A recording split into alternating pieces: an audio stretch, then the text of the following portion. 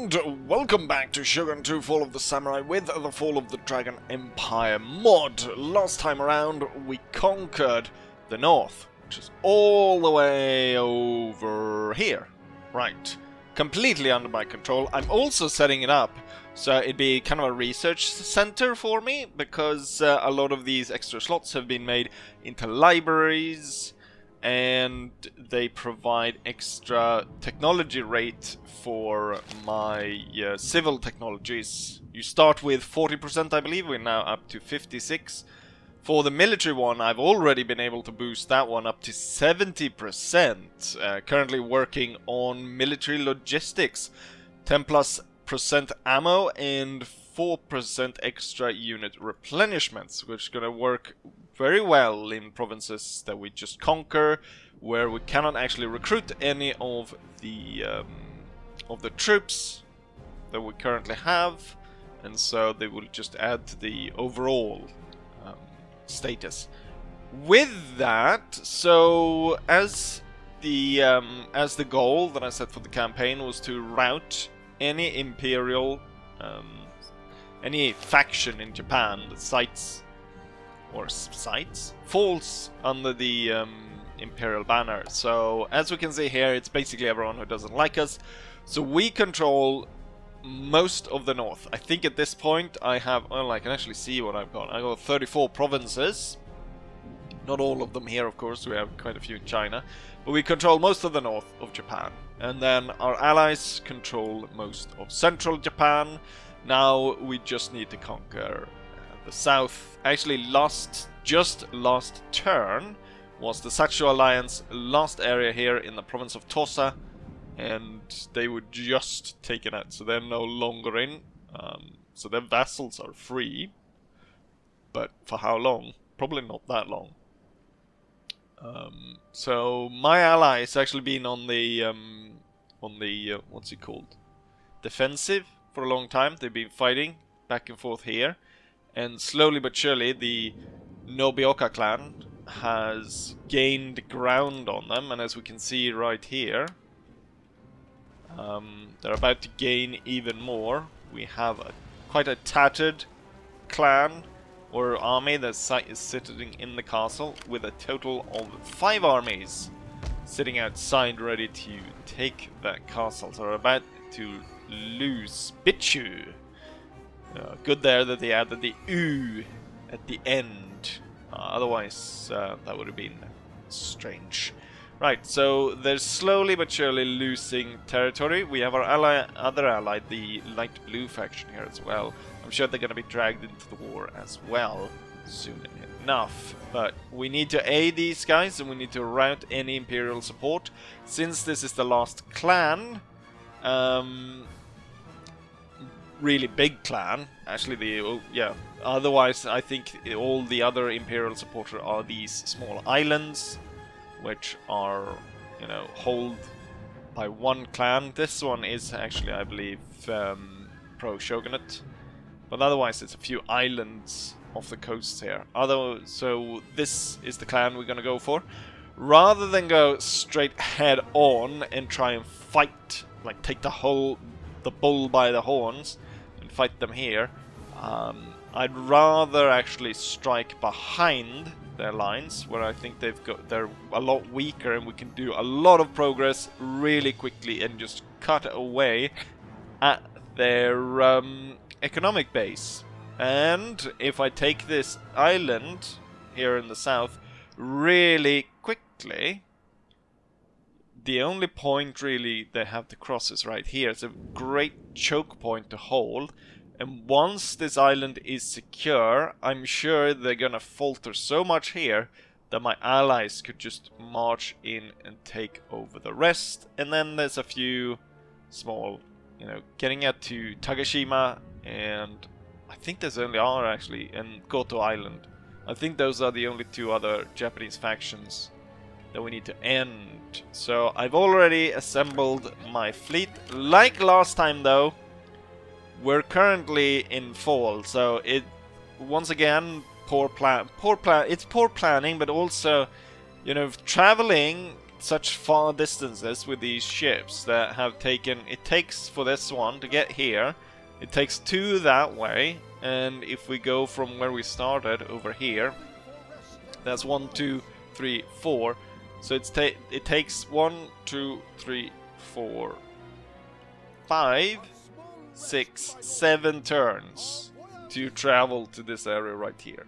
So it takes quite a lot of time. I think I told someone if I send a ship, I might be able to get it within 10 to 12 turns to China. If it takes 7 here, then I imagine it takes like 14 at least to be able to get to China, and obviously you can only land by the ports. So it would take me at least like 15 turns maybe to land here. Now I have found other ports, other landing sites, but there's not a lot of them. Oh, here's actually an invasion fleet by a clan that I'm at war with. Here's one port, right, next to one of the provinces that actually makes money. And then there's another one up here. And then there's one here. So there's the Chinese got like 3 ports in total. Here's another one as well. So 4. And I think the poor Koreans, they have like 1 somewhere, I believe.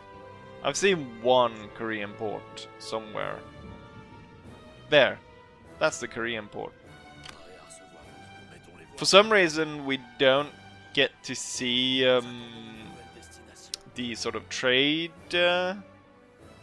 coming out of there. I think it's because it's modded, so we don't get the trade lines, but I am trading with the Koreans. But they have that's the only landing spot for attacking Korea. Right, with that said, we should go ahead and attack. So I want to attack as many different locations as possible. And as we can see right now, my fleet is only really able to land here. And in terms of the fleets, I mean, they don't really, the enemy doesn't really have a chance. I think the only fleet right now that could possibly attack me and hope to do damage to my fleet is the Chinese. So I don't think it matters that much. That will go ahead and land them, rather than, you know, like I did in the north, where I was able to land everywhere at the same time. I think we need to get this going as soon as possible. I cannot wait, because, you know, we've got winter around the corner and I want to have this done before then. So with that, rather than go ahead and declare war on them directly, I think we will ask our allies, the Fukuyamas, if we can join their war, and in so doing, I think we can try and avoid bringing in their allies. They don't have any allies, so it doesn't actually matter. But I think we are able to work around it a little bit. Or maybe just bring in some good standing with this clan, because this clan has at times threatened to attack us for God knows why. They're losing one war and they're going to start another losing war. God knows why. I'm not going to request... the only thing I will request, actually, I would demand military act. Unacceptable, you say? Dumbass. You're losing the war. You need my aid. And I'm gonna be generous and give you a whopping 25,000. Which isn't really a problem for me right now, as I have stored up 900,000 in my treasury, because we're making, even with the lowest tax possible, we're making 120,000 each turn. I'm thinking for this first spot, we're gonna land Ferrand. He's gonna land here. And I think that should be enough for that. And then we're gonna have 2 fleets going down south. Gonna take these 2 holdings right there. And then we got these two. I'm just gonna head north. Since this is the first landing spot, here is where I got the extra ships. I was gonna go ahead and bombard this place. Also, as you might have noticed when we're looking at the screen, I have now been able to get the armored and iron steamers technology, which means that we've got the ironclads. I don't know, the mod creator told me, like, the French is the faction that has the least new modded ones. But we're currently recruiting this one, the Colbert class. 600 hull strength and a 1100 range on the guns. So that should hopefully do well. I'm also actually in the process down in China to potentially go ahead and attack there. I've moved out. Oh, Jesus Christ. How did this end up? How did it end up like that? I'm hoping... I was trying to avoid fighting here. I've built up a second army. The thing is, because of these big battles where I defeat like 25,000 Chinese at a time, it tends to actually spawn generals. So we have a new general, which I haven't mentioned. Delacroix. Gabriel Delacroix. Or if that's how you pronounce it. Well, I should not continue on this route. He's got grenadiers as his special unit. Little bit of an improved melee, but probably not a lot. But otherwise, he follows the standard setup of my armies: 4 cavalry, 4 special units, and then 9 infantry with 2 howitzers. I should probably try and move in here to be in distance to aid this one. I don't really want to focus here, but I thought maybe I should push the line up here rather than have them, because they're constantly cutting through here and attacking my mulberry fields and my port. You can see the I'm collecting statues in the area. If you sort of triangulate through this, I imagine it's the exact same distance in between these, and you can only place one statue within like a circle like that. So if I continue fighting battles here, we'll get another one there and another one there, and it just continues like that. Anyways, we won't really know what's going on and get into battle until we end the turn. So how about we do that and get a good start to this war. Looks like it's going to be a lot of sieges, not many field battles, but it looks like China could possibly provide us with a field battle. I thought the enemy wouldn't dare attack me, given the strength of my ironclads. But they did, and so we have a naval battle on our hands. I honestly don't know why they even try. There's no way they're even gonna be able to make any damage to me, and I will just completely burn their fleet. As I stated, they don't really stand a chance, do they? And there goes the heavy one, the heavy Bune, and we've got ourselves a victory. And somehow we even managed to capture one of those awful boats as well. I guess we'll bring that one along. They want to try it again. Well, I even gained crew before this fight. Anyone else just want to join me before I go and sink you all? They thought it would be a good idea to attack us during night at foul weather. Clearly, by the bright lights, this was not a very bright idea. Just before I end the battle here, I narrowly avoided a disaster here. I decided to send a little rowboat.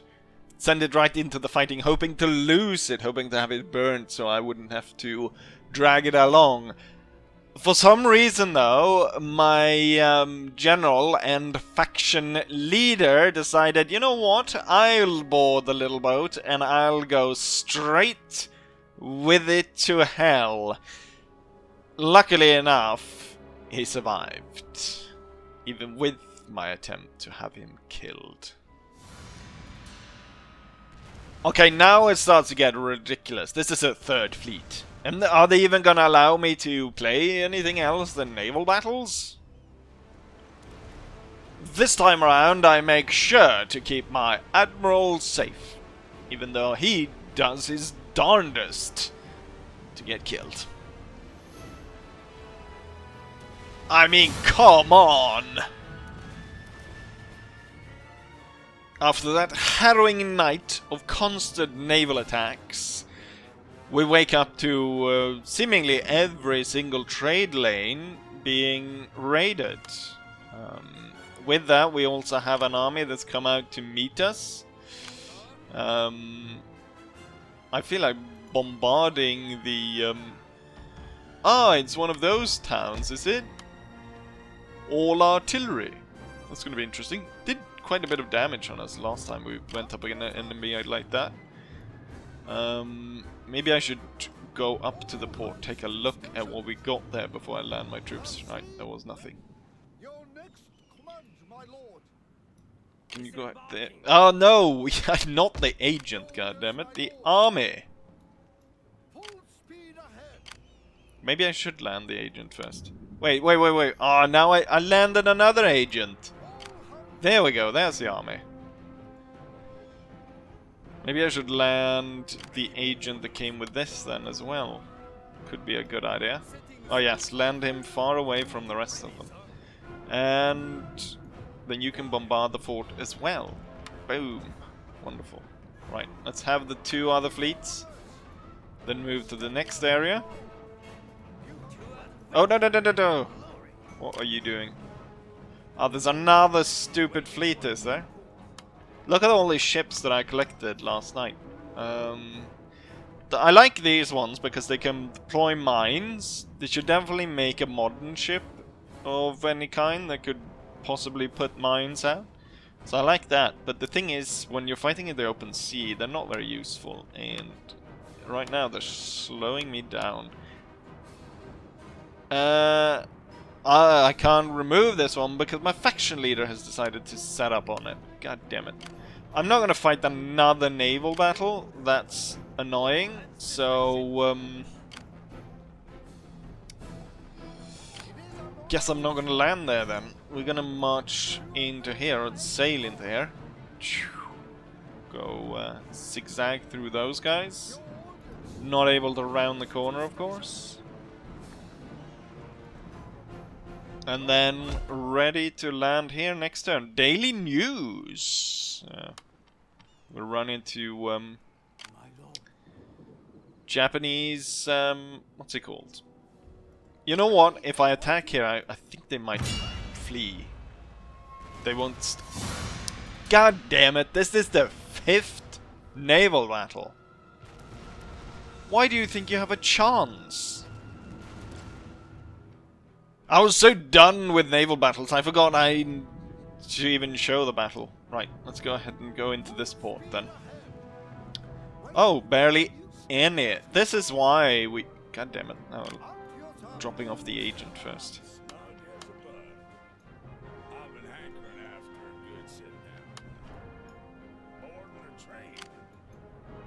Can you please bloody well just leave the ship? Seems like we have to leave... God damn it. Let's see. These are all allied ships, which means I should make to the next port unharmed. And since I've fought the enemy, like... Oh, they've still got fleets coming. Why do they even try? It's the outer assault kind of... whatever you want to call it, that's messed up that puts it on an equal level when I really just absolutely murdered them. Right, let's go ahead and do the first siege. So they were able to rally some troops here. They do have an army here, but nothing here. And here, got 2 units. You should perform quite well then, I hope. Go ahead and strike here. I will get naval bombardment. It's okay. So when we previously fought an army, there was only cannons. It wasn't exactly only cannons. This one really is only cannons. Right, here we go. Men are ready to attack, sir. Cavalry hurries in first. The army advances after. We should get the entire army running, and should boost them a little bit. Try to avoid the same disaster against previous attacks. Right, you're gonna go for that. You're gonna go there, and then you're gonna hit that. You're gonna hit there. They've got quite a lot of troops coming in here, but I do have the naval bombardment, which I can kind of drop and block them, perhaps. Right, my artillery should hold fire at this point, and the attack should be ordered in.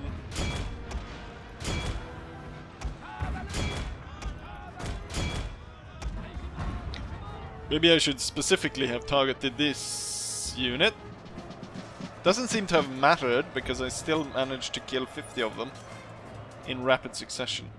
The 50%, or like 50 charge bonus points that I get now, is kind of broken. Cavalry units are insanely strong. Right. We got rid of those cannons. Cavalry's probably a little bit tired at this point. We're gonna order the cavalry back before they get hit by all of this mess that's coming out.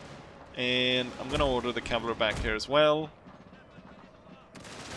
Charge bonus kind of lost, and the troops that are now setting up behind should be able to just shoot them to death. Right, they've got lots of cannons set up there. As they come behind the line, move through here, and then we'll charge this bit. I feel like these two units could possibly be the most attacked ones as the enemy comes through here. Okay, so the bombardment is about to go in, 14 seconds.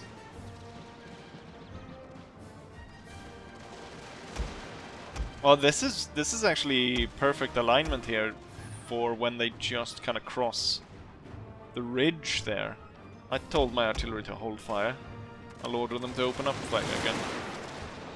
Alright, whatever they're sending over there has no chance.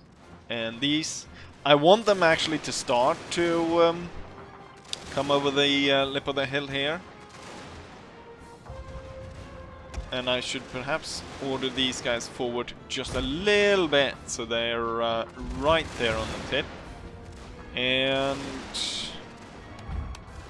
focus point, I want to put it a little bit further behind, just because if they try to avoid it, which they usually do, once it, like a few seconds before it comes in, they try to avoid and move away, they'll be positioned to move forward rather than run backwards. Like you can see the point. Right. Let's go ahead and take a look at this. That's my artillery coming in. That's not the big shots. As they come over the hill, they get hit by both lines. Oh, and here comes the large explosion. We got massive destruction right here. The thing is, it just kind of throws them around. It doesn't really kill them. But it looks quite spectacular, and it's perfectly planned to do maximum amount of damage.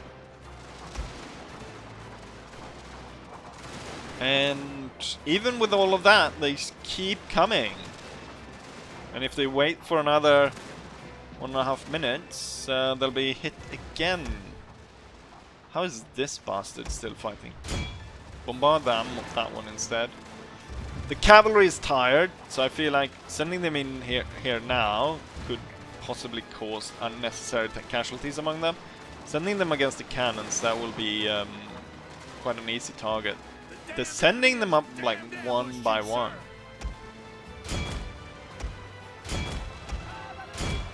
I started with like the cavalry unit that was furthest away. Or I should have done it the other way around. This one should be wavering. They're not, they're just kind of peeking over the top firing. And that's why we're not getting that like clear cut destruction of them. Now they're coming over. Just when I order these guys to move up. Hold fire, and then wait for second line, and then we'll get absolute massacre. There we go. Take a look at what kind of damage they do right here. Everyone's bloodied and concussed by those really big artillery shots. I didn't even notice some of these guys are actually wearing green uniforms. Because they're so bloodied.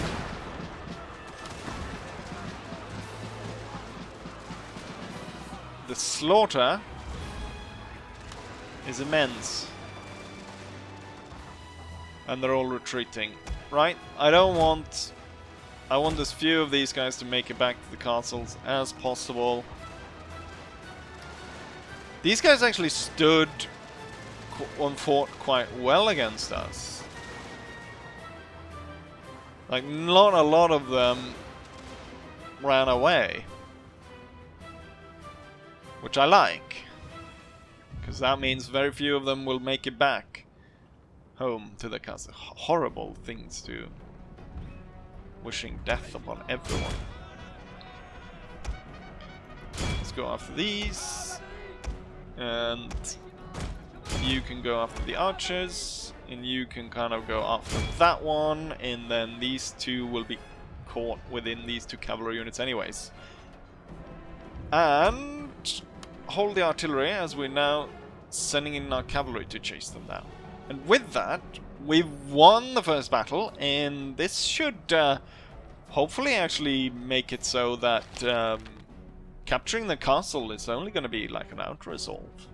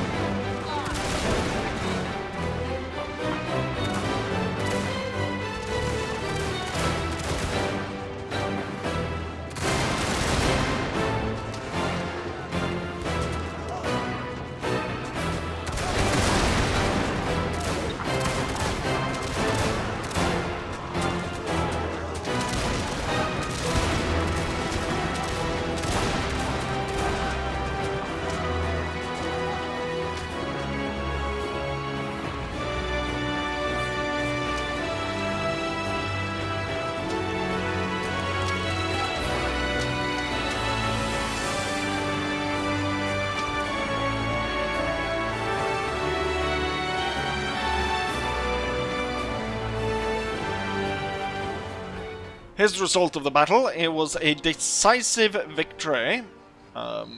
5,000 men on either side deployed, roughly. We lost 400 men while they lost 4,000.